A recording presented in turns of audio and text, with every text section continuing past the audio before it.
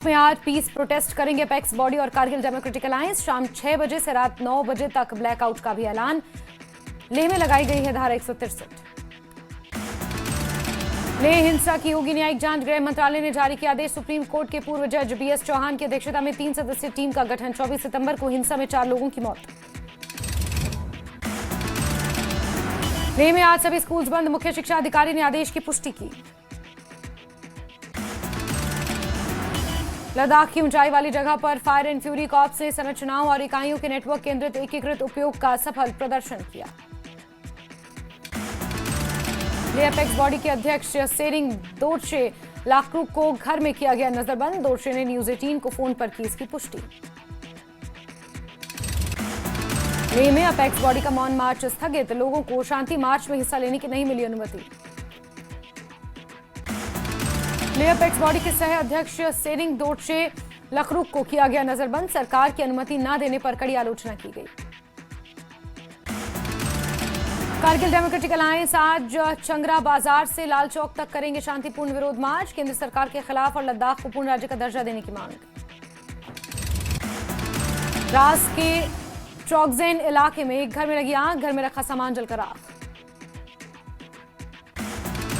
बड़गांव में सांसद आगा रूहुल्ला ने छात्र संघ के प्रतिनिधियों के साथ की अहम बैठक। बैठक में छात्रों के आरक्षण में संशोधन की मांग पर चर्चा हुई। बड़गांव उपचुनावों के लिए आज उम्मीदवार उतारेगी नेशनल कॉन्फ्रेंस। मुख्यमंत्री उमर अब्दुल्ला दोपहर 3 बजे करेंगे प्रेस कॉन्फ्रेंस। उपचुनाव को लेकर आज बीजेपी उम्मीदवार करेंगे नामांकन। नगरोटा से देवयानी राणा और बड़गाम से आगा सईद मोहसिन भरेंगे पर्चा। नामांकन के बाद जनसभा को करेंगी देवयानी संबोधित। बीजेपी उम्मीदवार देवयानी राणा ने नामांकन भरने की तैयारी की। पूरी जनता से बढ़ चढ़कर वोट करने की अपील की। देवयानी राणा ने प्रधानमंत्री की योजनाओं को जमीन पर लागू करने और हर समस्या का समाधान करने का किया वादा। पार्टी का भी जताया आभार। बांडीपोरा के इंद्रकूट खेल मैदान की हालत खराब। बारिश में जलभराव से युवाओं में नाराजगी। बांडीपोरा के इंद्रकूट मैदान में न रोशनी न बैठने की व्यवस्था। खेल परिषद से मरम्मत और उन्नयन की गुहार। कठुआ बाढ़ पीड़ितों में घुसा। 2 महीने बाद भी राहत अधूरी। प्रभावितों को मिली 6 से 10 हजार की मदद को बताया मजाक। सुरक्षित पुनर्वास की मांग तेज। सरकारी मदद पर उठे सवाल। कठुआ बाढ़ पीड़ित बोले छोटी सी राहत से नहीं चलेगा गुजारा। फसल घर सब तबाह। अब तक नहीं मिला ठोस सहारा।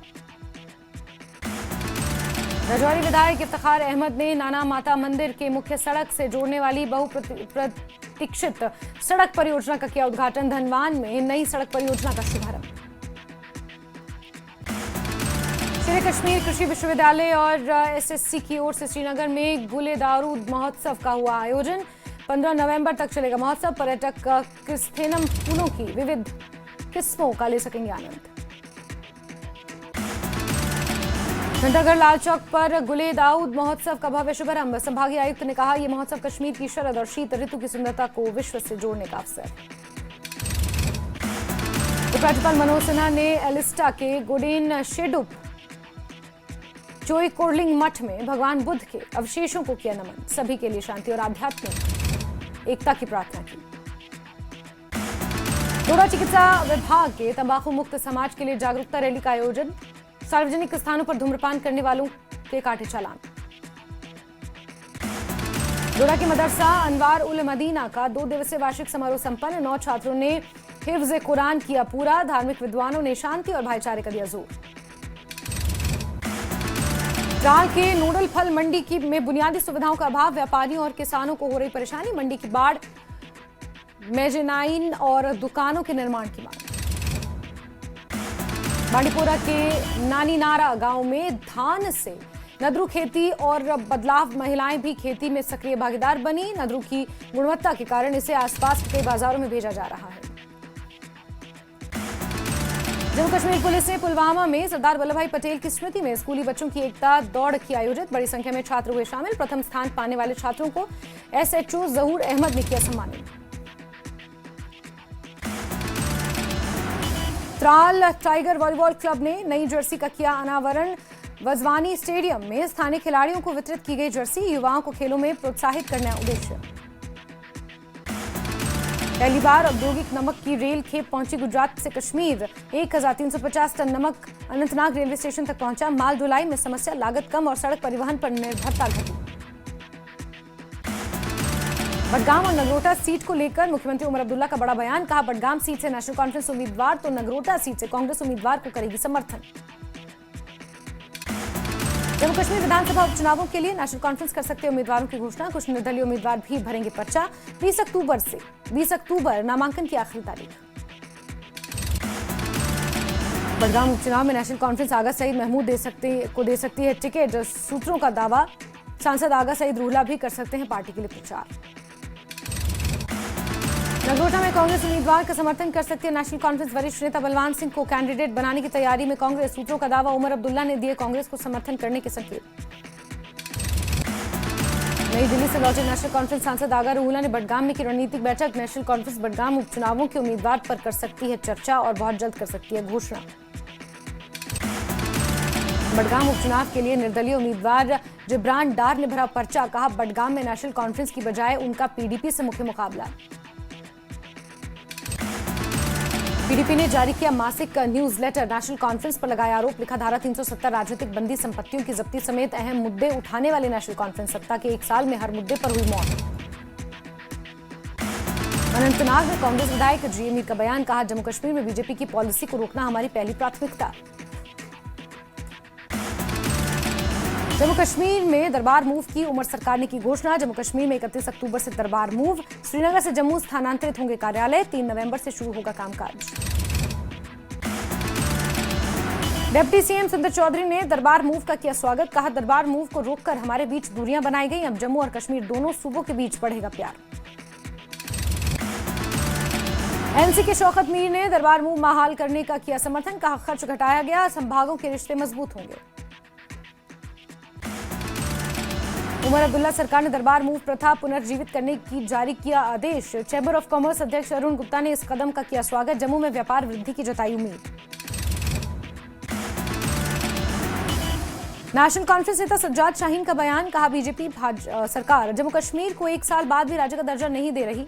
बीजेपी ने विशाल जनादेश का सम्मान नहीं किया। सज्जाद शाहीन ने जम्मू कश्मीर को राज्य का दर्जा न दिए जाने पर बीजेपी सरकार की आलोचना की। कहा, स्थानीय जनता ने चुनाव में भाग लिया और हमले का विरोध किया। अब बीजेपी ने वादे को मजबूत राज्य का दर्जा नहीं दिया।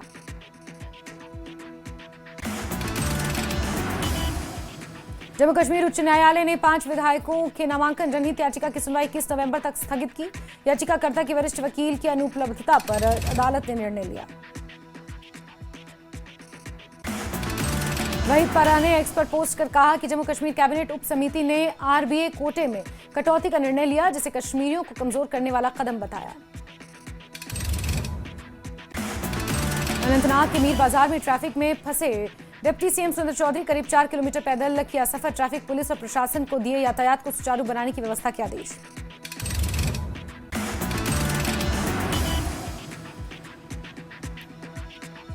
पुंछ सेक्टर का लेफ्टिनेंट जनरल पीके मिश्रा ने किया दौरा। लाइन ऑफ कंट्रोल पर तैनात जवानों की तैयारियों की समीक्षा भी की।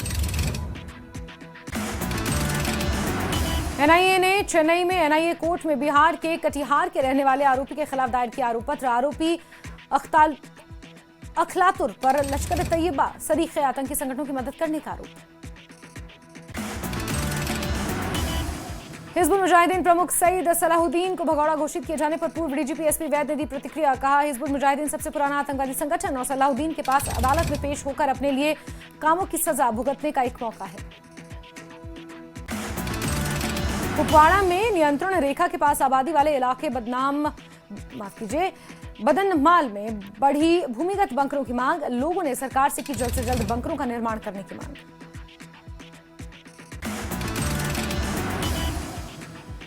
नगरोटा विधानसभा क्षेत्र से बीजेपी उम्मीदवार दिव्यानी राणा ने सोशल मीडिया पर दी जानकारी। लिखा, कटरा में श्री माता वैष्णो देवी के दरबार में लगाई हाजिरी। पूर्व मंत्री और डोगरा सदर सभा के अध्यक्ष गुलचैन सिंह चरक का निधन। 83 साल की उम्र में ली अंतिम सांस। आवास पर श्रद्धांजलि देने वालों को लगा तांता।